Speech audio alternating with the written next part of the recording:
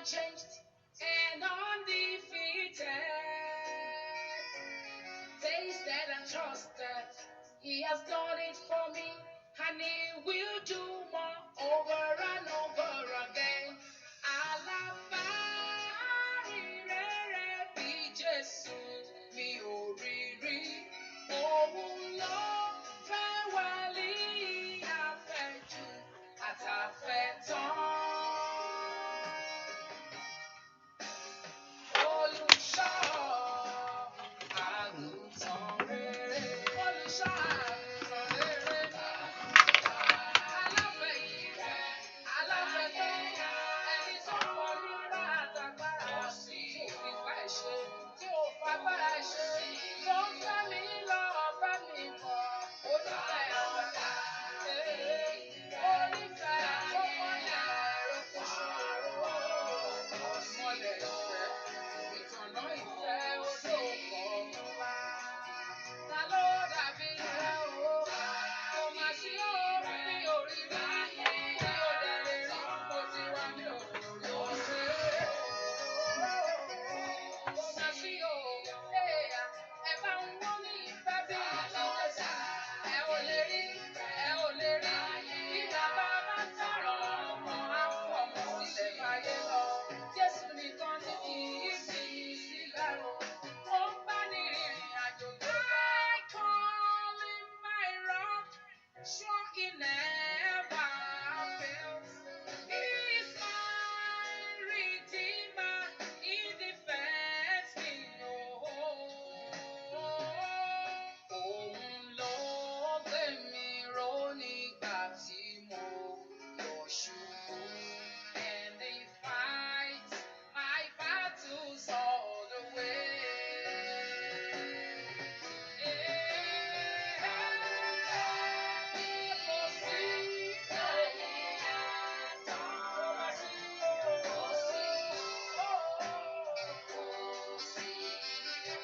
There's not a friend like Jesus. Yes,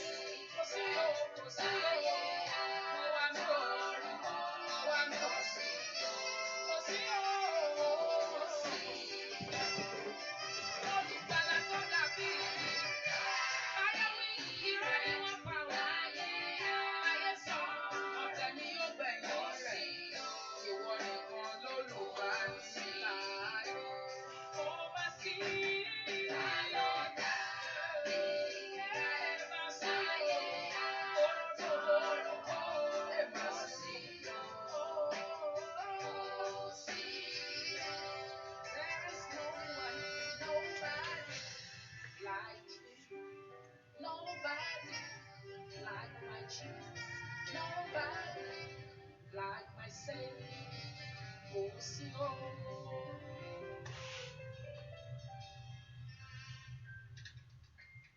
Hallelujah. Hallelujah. Praise the Lord. Ẹ jẹ́ á gbàdúrà. Ọlọ́run Ísírẹ́lì, ìwọ lágbára wa, a gbé ọ̀gá fún oore ọ̀fẹ́ lẹ́ẹ̀kan sí. A yìn ọ́ lógo fún ọwọ́ àánú rẹ àti oore ọ̀fẹ́ rẹ bàbá. Olúwa gbọpẹ́ wa. Olùjí wa, olùpamọ́ wa, ààbò wa, ibi ìrànlọ́wọ́. A gbé ọ̀gá fún oore ọ̀fẹ́ yìí. Ẹni mọ́ Ísírẹ́lì lórúkọ Jésù, Olúwa gbọpẹ́. Ẹni mọ́ Ísírẹ́lì lórúkọ Jésù, Olúwa gbà yìn. A gbé ọ̀gá fún ohun tó ń ṣe tí wàá tún ṣe ní àárọ̀ yìí. Bó fọwọ́ àánú rẹ tí ó fi kan ayé wa. Bó fọwọ́ òun tá ò rí gbà, ọwọ́ àánú èyí tí ó fi bo ayé wa lónìí. Ẹni mọ́ Ísírẹ́lì, Olúwa gbọpẹ́. Kábíyèsí gba ọpẹ́. Olúwa gbọpẹ́, Olúwa gbà yìn. A gbé ọ̀gá fún iṣẹ́ rẹ bàbá. A gbé ọ̀gá agbára rẹ. A gbé ọ̀gá fún ìyìn ìwọ Jésù. Olúwa gbọpẹ́ wa. Olúwa gbà yìn wa. Ẹni mọ́ Ísírẹ́lì, ìwọ la tọ̀ wá. Olúwa gbọpẹ́. Ẹni mọ́ Ísírẹ́lì, ìwọ la tọ̀ wá. Olúwa gba ọpẹ́. Olúwa gbà yìn. Fún ògo rẹ àti ẹwà rẹ nínú ayé wa gbogbo. Fún ògo àti ẹwà rẹ nínú ayé ọmọ wa gbogbo. fún ògo àti ẹwà rẹ nínú ilé wa gbogbo. Ẹni mọ Ísírẹ́lì, Olúwa gbọ́ ọpẹ́ wa. Wọ́n ọba ìwọlá yìn fún ohun tó ṣe, fún ohun tí ìwọ Ọlọ́run yóò dá lára nú ayé wa sẹ́. Ẹni mọ Ísírẹ́lì, Olúwa gbọ́ ọpẹ́, Olúwa gbà yìn.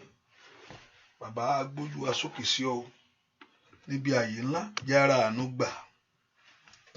Agbójú wa sókè sí ọ, yára oore ọ̀fẹ́ àánú ọwọ́ Ọlọ́run. Bá wa pàdé níbi ààyè ńlá, ṣẹ́gun fún wa bàbá. Ṣe ìyanu ńlá, a ó sì gbé ọ ga, a ó sì yìn ọ́ lógo. Láì lórúkọ Jésù Kristi, Olúwa àti olùgbàlà wa, àmín. Ọmọ Ọlọ́run láti inú ọkàn rẹ ni. Mo fẹ́ kó gbé Ọlọ́run yìí ga, mo fẹ́ kó yìn ín fún oore ńlá èyí tó ṣe fún ọ, fún oore ńlá èyí tó ṣe inú ayé rẹ, tó ṣe inú ayé ọmọ rẹ gbogbo. Mo fẹ́ kó gbé ga, mo fẹ́ kó yìn ín, mo fẹ́ kó dúpẹ́ fún ìrìn àjò ìdásí àti ìpamọ́. Mo fẹ́ kó dúpẹ́ fún agbára tó fi kàn ọ́. Mo fẹ́ kó yìn ín, mo fẹ́ kó gbé ga, mo fẹ́ kó gbé ga sẹ́. Mo fẹ́ kó yìn ín fún ohun iṣẹ́ ìyanu. Olúwa mà ṣeun. Mo fẹ́ kó dúpẹ́ lọ́wọ́ Ọlọ́run. Mo fẹ́ kó gbé bàbá yìí ga. Mo fẹ́ kó gbé ga fún oore ọ̀fẹ́ rẹ bàbá. Jésù mà ṣeun. Jésù ṣe. Olùgbàlà ló mà ṣe é. Mo fẹ́ kó yìn Ọlọ́run yìí fún oore ńlá èyí tó ń ṣe inú ayé rẹ, fún oore ńlá èyí tó ń ṣe inú ayé ọmọ rẹ. Olúwa mà ṣeun. Ẹni mọ Ísírẹ́lì ò ṣe o. Olùgbàlà ló mà ṣeun. Olùgbàlà ló mà ṣeun. Ẹ kò dúpẹ́ lọ́wọ́ Ọlọ́run yìí. Olúwa ṣeun. Olùgbàlà ló ṣe. Jésù ṣe o. Ẹ kò gbé Ọlọ́run yìí ga. Ẹ kò gbé ga fún oore ọ̀fẹ́. Ẹ kò gbé ga fún àánú. Jésù ṣe. Dúpẹ́ lọ́wọ́ Ọlọ́run yìí. Olúwa ṣeun. Olúwa ṣeun. Olùgbàlà ló ṣe. Olùgbàlà ló ṣe. Ẹ kò yìn Ọlọ́run yìí lógo fún oore ọ̀fẹ́ tó fún ọ, fún àánú ńlá tó rí gbà. Olùgbàlà ló mà ṣeun. Bàbá o ṣe o. Ẹni mọ Ísírẹ́lì o ṣe. Olùgbàlà ló mà ṣeun. Dúpẹ́ lọ́wọ́ Ọlọ́run. Dúpẹ́ lọ́wọ́ Ọlọ́run. Olùgbàlà ló mà ṣeun. Ẹni mọ Ísírẹ́lì o ṣe o. Gbọ́ àdúrà lórúkọ Jésù Kristi. Olúwa wa. You cannot hear me, I can see that.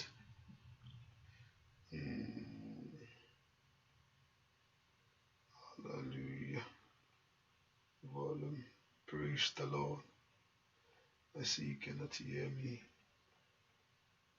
Volume. Okay.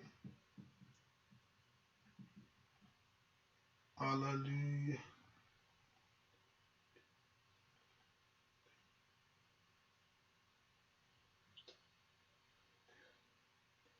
Hallelujah. Hallelujah.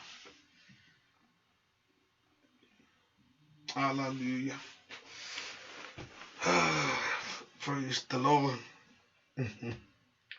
Hallelujah. Hold on, please. I can see you cannot hear me.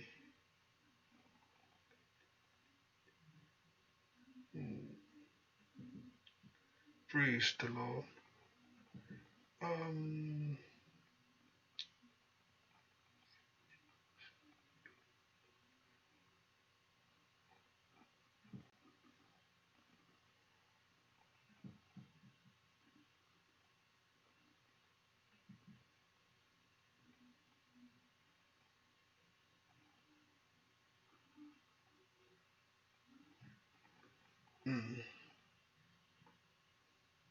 Okay, let me, you can hear me, which is, I mean the Facebook and YouTube cannot hear.